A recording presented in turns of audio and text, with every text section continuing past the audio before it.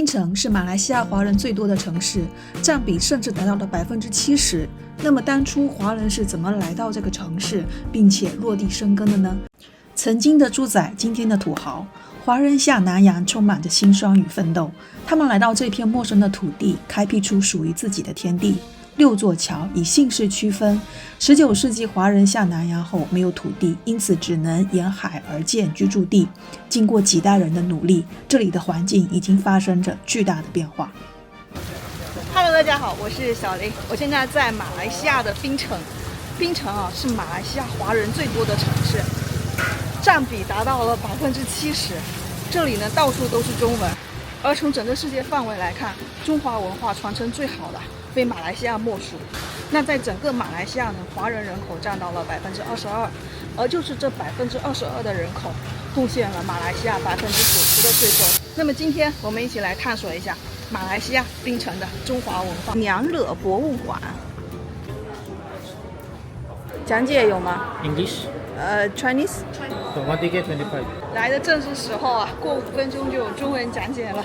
娘惹是啥意思呢？它是华人跟马来族人的后代，女的呢就叫娘惹，男的呢就叫爸爸。这个呢其实是当时的一个古宅子，现在改成了一个博物馆。你看这栋建筑物呢，它外观呢富丽堂皇、壮观，中西合璧的构造。那么谁是真正的老主人呢？我用3分钟的时间跟大家分享。姓郑名景贵，85年清朝的时候下来南洋，22岁来到这里，就是采矿。当年的马来亚呢是英国殖民地，所以郑景贵老主人呢祖籍广东，下南洋来这里打拼15年，采锡矿，就是细米，这里叫细米。后来就成为大富商。这里就是他第一栋，就是他盖的第一栋办事处，他的办事处。现在的馆主，那是以前的老主人，老主是这位。我顺便带过一下我们现在的老板。孙老板是本地很出名的古董商，这20多年来呢，也是背后默默的付出，一直在推广发扬侨生爸爸娘的文化。所以老板就那是20年的时候了，就跟他们说，你们这栋正也留下那个私宅，没有人去打理，很可惜。我有意思要买回来改成博物馆。他们后来说好事啊，孙老板，你要改成博物馆，好事，我们赞同，但是我们要商量。他们家族商最后决定卖给老板，但是有个条件，要我们孙老板帮他们家族打理他们的祠堂，就是宗祠在后面，墙壁后面。老板说没事，我就请那个管工帮你打理。条件就谈成，20年老板就接手买回来整栋英式拼花地砖，之前到现在125年，老主人的年代呢没有翻新过，是原本啊，这些是原本。这个是他们聚会、唱歌、跳舞的地方。这个博物馆有一点中西结合的味道。以前那个长桌是用来招待商场的朋友谈生意用餐，这里呢以前是招待外国朋友都可以坐。讲解完可以坐这边，真的可以坐的。你要敢坐1分钟都可以啊，先坐下来，没事。可以拿小孩子，但是小心了，要小心啊，因为这里它是怕小朋友有英文有中文的。对面呢，那是抽鸦片的鸦片室，以前英国殖民地这里可以抽鸦片。本来呢有4张烟床，各位，现在只是摆放2张烟床啊。然后以前抽烟那个有工具啊，有长的烟枪，有短的烟枪。这里让我非常震惊的是，还留有当时抽鸦片时候的烟枪，还有工具，都是时代的眼泪。这个就是娘惹在结婚的时候戴的，这个时间是在1890年到1930年。现在来到他们2楼的一个空间，2楼是近亲才能上来的，远亲还不可以上来哦。2楼这里就是他们休息睡觉的地方，这里就是他们的卧室，有桌椅，有缝纫机，他们的梳妆台。过去在家里会穿这种非常轻薄、非常透气，也非常性感的服装在家里。因为马来西亚天气炎热，所以他们会穿这样的一个轻薄的衣服。这栋老祠堂120年，前面都是125块这些你看大理石、麻石都是整块，没有断块，是以前那个4根柱子，100多年很坚固。你看，100多年了。所以以前的楠木不简单哈，以前还有香味啊。对，它的密度好大的。对，就是当年。这里是老主人家的祠堂，还保留着浓浓的中华文化气息。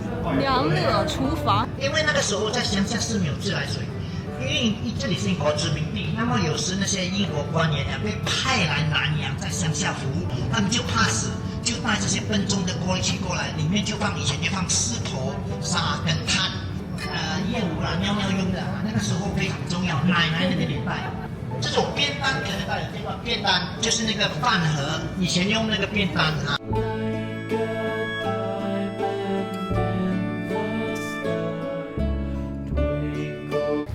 我准备搞一个冰箱贴。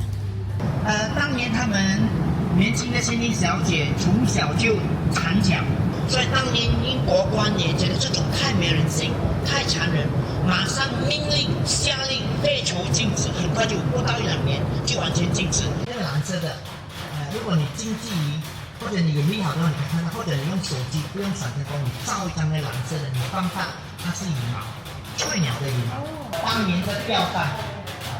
现在可以这样说嘛，当年男就穿这种的，很时髦啊。贝壳花梨木啦，贝壳花梨木，它们是镶进去的贝壳。贝壳很贵，以古董的行情来讲，其实我是不会。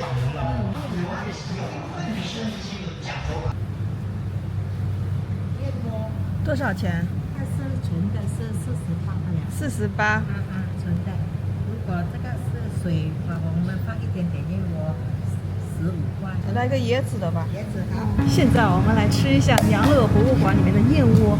我发现这个是椰子果冻燕窝，主体还是椰子果冻，然后燕窝会蘸一点点。看到吗？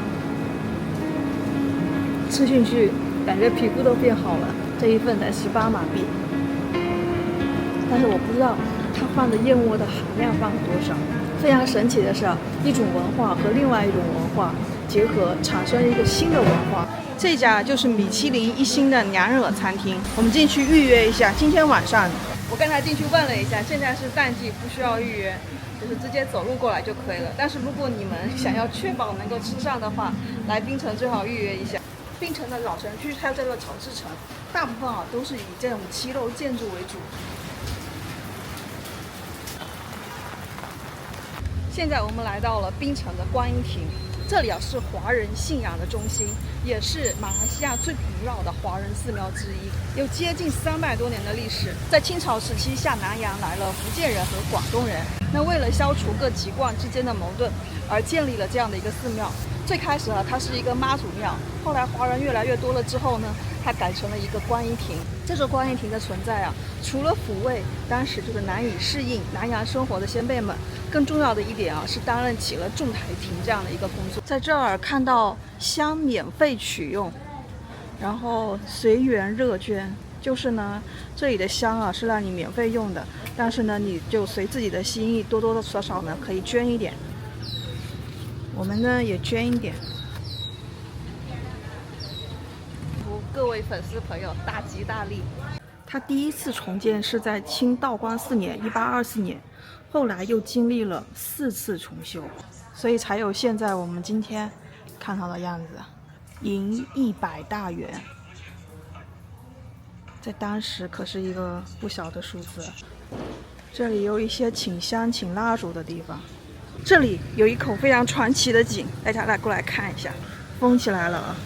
前几天我在槟城的路上走的时候遇到一个华人，他告诉我这口井的一个故事。曾经就是日本来轰打这里的时候，投下了一颗炸弹，但是好巧不巧呢，这颗炸弹呢就正好落到这个井里面，所以呢这个地方呢没有事情。华人下南洋的历史一共是5个阶段。第一个阶段呢是从汉唐时期就开始有零零星星的一点华人来到了槟城这个地方。第二次呢是郑和下西洋的时候，有一大批华人留在了槟城。第三次呢是在明末清初的时候，有很多人不愿意接受清政府的统治，所以下南洋来到了这里。那第4次呢就是清朝的时候，当时这里是英国的殖民地，大量的华人被当猪仔卖到了马来西亚，这个数字呢有200万之多。第5次是在1918到1928年之间，当时的中国军阀混战，很多人为了躲避战乱来到了这里。在第5次下南洋的人数已经达到了500万人。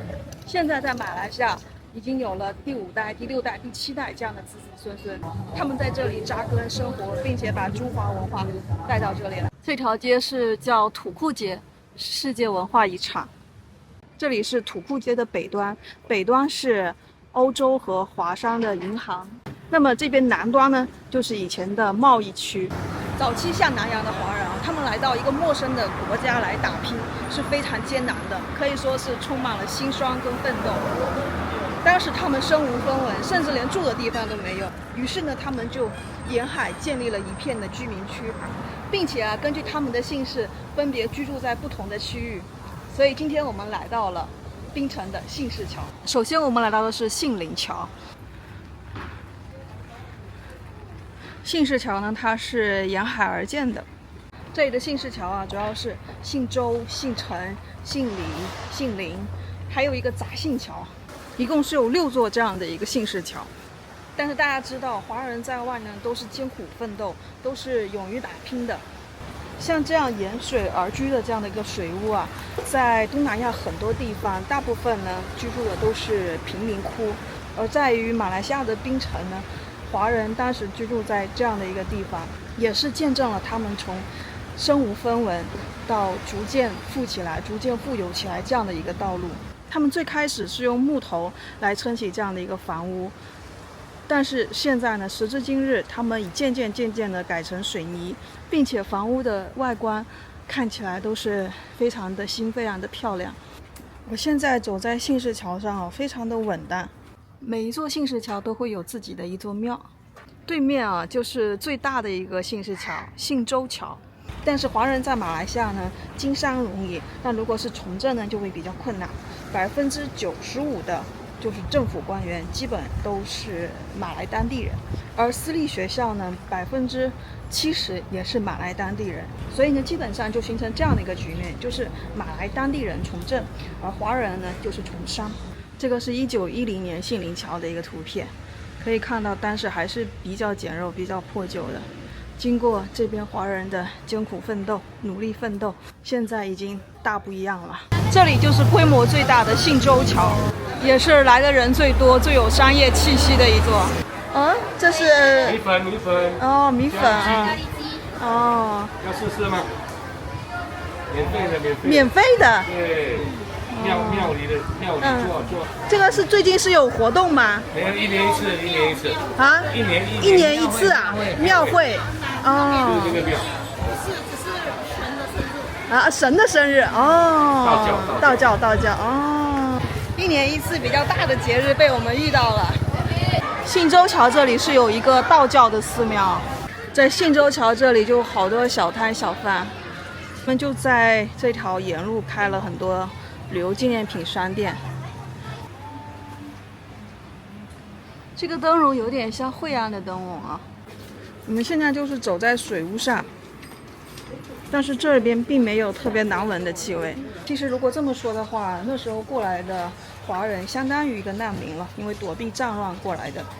但是呢，他们却一手撑起了马来西亚的经济。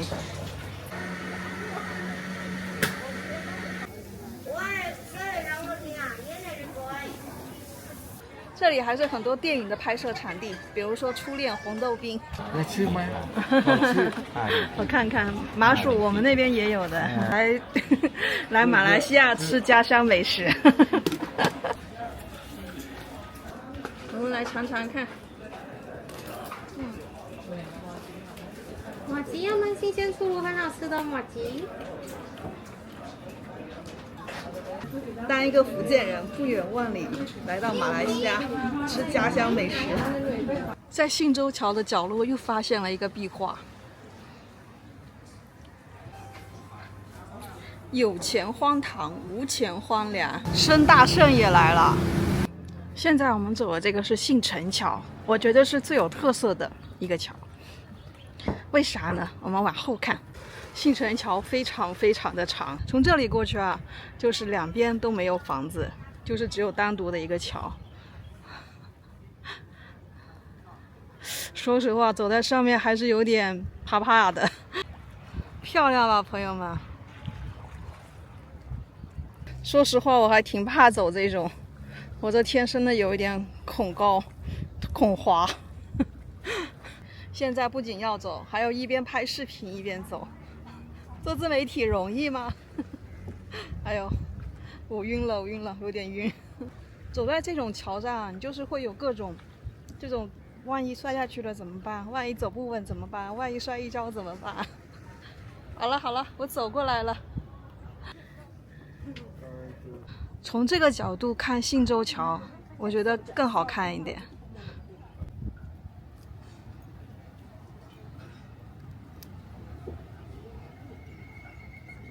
是米其林2惹菜，但是是要拼桌。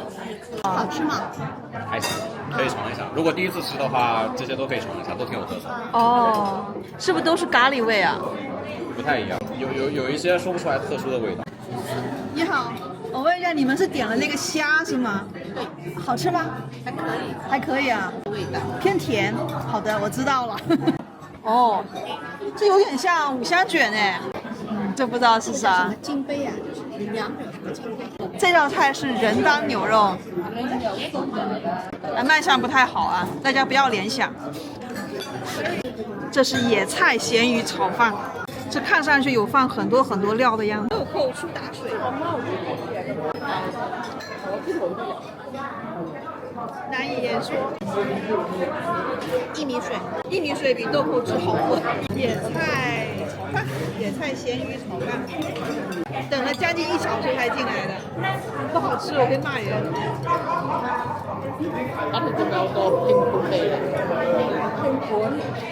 那种东南亚香草的味道特别重。这个是2惹小金杯，一口一个。这个感觉好吃哎，是好吃的，这个比炒饭好吃一点。它混合了好多东西，但整体里面是比较有味道的。五香卷上米其林了。这跟我在厦门吃到的一模一样。这个是炸虾，炸虾好脆，还放牛肉。这个牛肉是好吃的，要在这里面评出2惹菜最佳，我觉得是五香卷。五香卷赢了。他们这个2惹菜，我觉得更像是马来菜结合了中国菜，因为马来菜都是炸的，都是咖喱，然后结合了中国菜之后呢，它有一种口味上更新鲜一点的变化。路过一家酒店，突然间发现当地人的一个婚礼，跟我们的婚礼好像有点像，也是要圆桌，然后摆酒吃席。今天啊是我在槟城的最后一天了。今天我们来看一下槟城这里的一个土豪，也是一位当时下南洋的华人。他有多有钱呢？他的个人资产达到了8000万两白银。什么概念呢？相当于当时的大清1年的国内正常总值，可以说富可敌国。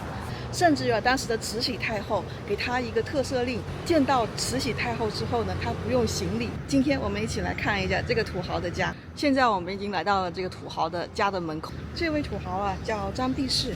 那说起这个人呢，可能大家比较陌生，但是提起张裕葡萄酒啊，可能大家都会比较熟悉。是的，他就是张裕葡萄酒的创始人。哇塞，好漂亮啊，朋友们！他的整个房子啊，呈现一种非常漂亮的蓝色。所以呢，这个房子又在当地又叫做蓝房子。我注意到它的屋檐那个装饰特别的精美。这个蓝房子啊，是张弼士送给他的七姨太的礼物。当时70岁的张弼士娶了20岁的七姨太，据说是他最喜欢的一个女人。张弼士是谁？他可不是一般的土豪，而是从穷小子逆袭成清末首富的传奇人物。他小时候穷得叮当响，18岁就跑到南洋打工，结果靠着卖酒和做生意，一步步成了东方的洛克菲勒。这栋蓝屋就是他发家后建的豪宅之一。哇塞，进这个大宅子，哇，像这些桌椅啊，它都是用贝壳镶进这个红木里面。对，这是一个龙的图案，在以前正常人的家里是不可以放龙的。哇，这些都是刺绣上去的。This house started to build late 1800. Took him 8 long years to build, but in stages. 走进去你会发现，这哪里是房子，简直就是一座小型宫殿。房间多到让人怀疑它是不是每天换一间睡，而且每一处细节都精致到让人想，哇塞。Screen we call divider.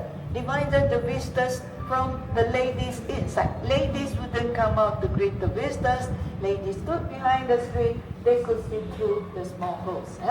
这个是他们院子当中的天井，他们是把这个下面这个区域全部都围起来，这样子呢，雨下来的时候就会堆积在这里。因为呢，我们中国人相信啊，水就是财，财不外流。这位是张弼士的6姨太，这位就是张弼士的7姨太。被《纽约时报》称为东方的洛克菲勒。据说他逝世的时候，英国和荷兰的殖民地都为他降半旗。这位就是张弼士最爱的7姨太，她20岁的时候嫁给了70岁的张弼士。然后这个呢，就是1989年的时候这个故居的样子，当时是没有修复之前。这座大宅呢是在1990年的时候拍卖，它拍卖的时候已经严重损坏了。这里面除了住着他的后代之外呢，另外还有34家非法的住着这个房子。所以现任屋主呢，就是在拍卖的时候把它买了下来之后，修复了6年的时间，以最高规格的方案去修复，主要是本地和福建籍的工匠在进行。屋顶上面这些花纹啊，都是用这些碗，这些是碗，这些碗的这个碎片。这个呢就是张弼士的遗嘱了。就算是这么富有的8000万两白银，不过呢也富不过3代。到后面啊，巨额财产被耗光，房子被别人霸占，最后还被拍卖。张弼士的故事特别励志，他不仅会赚钱，还特别爱国。当年他捐钱给清政府，支持孙中山的革命事业，甚至自己还当过驻外大使。可以说，他的人生是一部打工仔逆袭成大佬的爽文剧本。在1892年的时候，张弼士以300万两白银创立了张裕葡萄酒厂，亚洲第一个地下葡萄酒库就诞生于张裕。前面这个是孙中山给张裕酒厂的题字，因为当时张弼士资助孙中山搞革命，并于1911年的时候推翻了清政府，所以当时后来孙中山来到了张裕的葡萄酒厂，就给他题字。这个有意思了，朋友们，7姨太是最得宠的一个老婆，她叫陈金宝，她是张弼士遗嘱中唯一提到的女人。看着这些生活用品，想象一下100年前的张弼士也在这里喝过茶，谈过生意，是不是有种奇妙的历史连接感？这是一个风水罗盘啊，我第一次看到这个东西。现在这座豪宅已经被改成酒店了，这个就是酒店的样子，里面还有游泳池呢。酒店呢大概是588马币，折合人民币将近1000块钱。这座宅子也经常被用来拍电影。这是他们的餐厅啊，吃一顿饭也不贵，大概是95马币最低，估计就是在200元左右一顿饭一个人。我们来瞄一眼这个酒店啊，这是一个卖手工艺品的地方，还真别说，他们这个蓝色啊特别好看。我觉得张弼士的故事啊，可以用一句话来总结：一个像南洋的华人，从身无分文到赚到了8000万两白银，娶了7个姨太太，最后富不过3代，房子被拍卖。好了，现在我们准备去吃槟城这边的一个中餐。据说这家中餐厅啊，已经被评为米其林了。朋友们，到了啊，中餐米其林餐厅，这一家，中份的就蔬菜类的16、18，肉类的20多。在槟城最爱的2款饮料，一个是安布拉，一个是薏米水。我们的菜来啦，第一个是小炒肉，第二个是青菜，第3个是椒盐鱿鱼豆腐啊，还有个豆腐。第4道菜豆腐，品鉴时间到。感觉像叉烧，有点甜，有点辣。椒盐鱿鱼，鱿鱼还行。尝尝小豆腐，有点比较适应外国人的口味，但是总体来讲还算是蛮正宗的。那如果这个中餐馆可以评为米其林的话，我觉得中国大部分餐馆都可以是米其林。他们居然没有提供筷子，在中餐馆有刀叉吃。你还比如说这家的饭还算可以，比前面几家好多了。正经的中餐对于米饭是有讲究的。这是马来西亚很出名的一个巧克力品牌，然后看到了一家它的专卖店，我们进去看一看。在槟城这里，这个建筑好漂亮哦。哇，好冷。提拉米苏味的，然后是7.5马币，不贵啊，朋友们。一个礼盒装里面什么都有了。哦，118马币。这个是黑巧，28.9马币，其实也就是人民币40块钱左右，280克。配料表低的是白砂糖。它这里因为是以前的老房子改的，可能有一些柱子它是不能拆的，所以分成这样的一个个小间。这个让榴莲脑袋怎么办？我们来一盒榴莲巧克力吧。这里是一些饼干，他们卖的品种还挺多的。准备买2盒巧克力，一个是榴莲的，一个是黑巧的。这个是海盐黑巧，这种是散装的，称克数的，100克是22马币，看起来也不错哦。又路过了另外一个建筑，哇塞，这好漂亮哦！你们看这个窗户的颜色跟墙的颜色结合的。OK，No， OK。回来拆榴莲，不，讲错了，回来拆巧克力。哎，其实量没多少哎，软的。它就是加了一点榴莲味的这个果酱镶嵌在里面，它整体也有点偏甜，但是榴莲味很浓，榴莲脑袋可以冲，但是整体还是有点偏甜。这个估计没那么甜。这个好吃，那没那么甜，因为巧克力的味道很浓，会有感觉到1-2颗盐的颗粒在你嘴巴里面化开。这2种，海盐的赢了。哦，酥脆的饼干当中夹着一层奶油。晚上来吃另外一家米其林青屋虾面，也是2023到2024年大马米其林获得必比登推荐奖。我一进来哦，就闻到很浓很浓的虾子的味道。他们这有虾面跟卤面，还有福建卤面。福建卤面是两个拼起来的哦。那我也是要虾面，然后要这个面，然后虾子排骨。我把酱全部调进去。今天画一个饮料，鱼子酸梅。哦，好喝哎！这个虾子的味好浓啊。这家其实有很多本地人在喷，就是每次去介绍一个地方美食的时候，总有一大堆本地人在喷。这不是我们经常吃的，这都是游客吃的。这个面也挂了的汤汁，很鲜。我觉得唯一不好的一点就是，像厦门的沙茶面，它会有很多比较新鲜的海鲜可以选择。他们这家店就是上面选择的东西还是比较有限的。一个福建人跑大老远来槟城吃福建面，